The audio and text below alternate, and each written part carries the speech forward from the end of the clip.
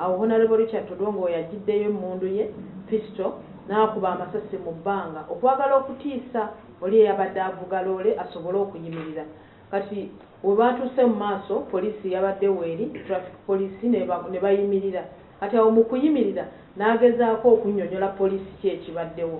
Yagenza okutunula n'alaba nti alaba omusaayi ku mpale ye ogenda okulaba nga akubiddwa essasi eryayingiridde wano waggulu w'evviivi ne lifulumira eno waggulu.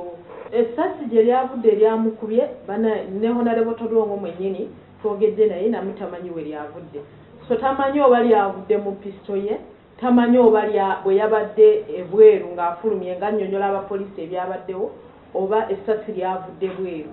Kyenva mbagaye nti okubuuliriza investigations zigenda mu maaso. Nga bannayuganda mulina okumanya nti Honorable Odongo yafunye ekizibu naye ali mu mbeera nnungi. Abasawo batumatiza era kati ali mu theatre bamukolako.